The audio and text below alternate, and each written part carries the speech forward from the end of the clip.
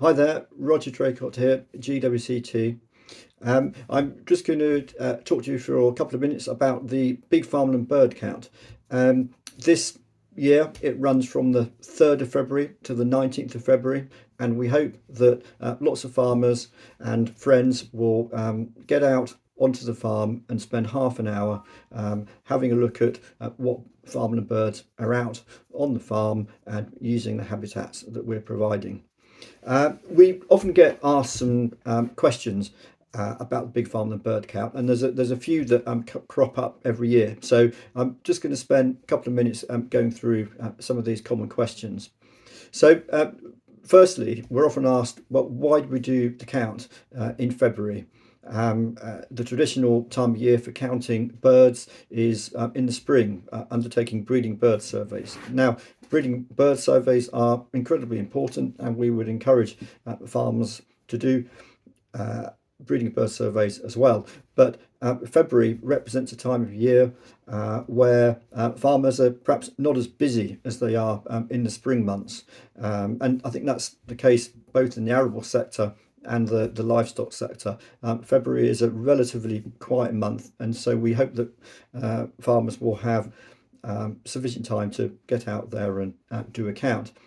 It's also an incredibly important time of year for farmland birds as well, because it's the hungry gap. It's the time of year when it's very cold and there's very little natural food available. So it's an opportunity to highlight that hungry gap, but also highlight the habitats that many farmers provide that actually are incredibly valuable for farmland birds at this time of year. So things like late winter supplementary feeding and wild bird cover crops are tremendous options that are available in stewardship to boost farmland bird populations.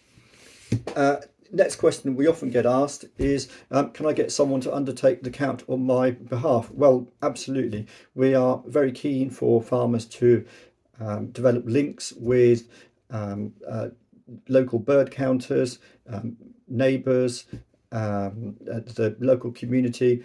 It's a great opportunity to bring other people onto the farm to help you.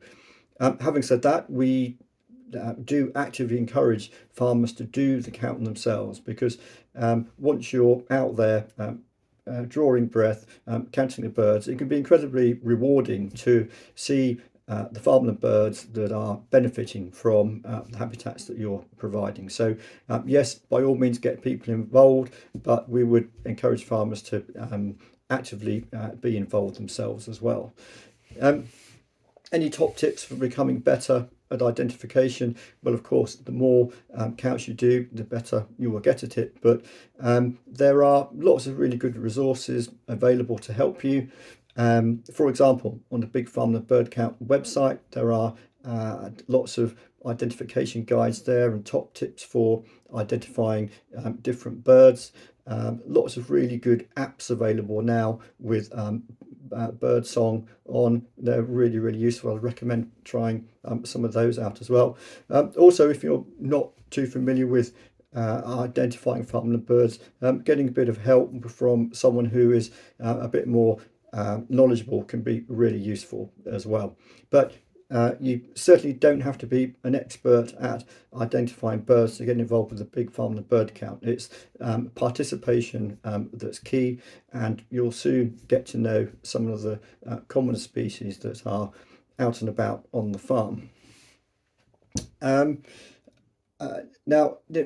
what about if the weather is bad during the counting period?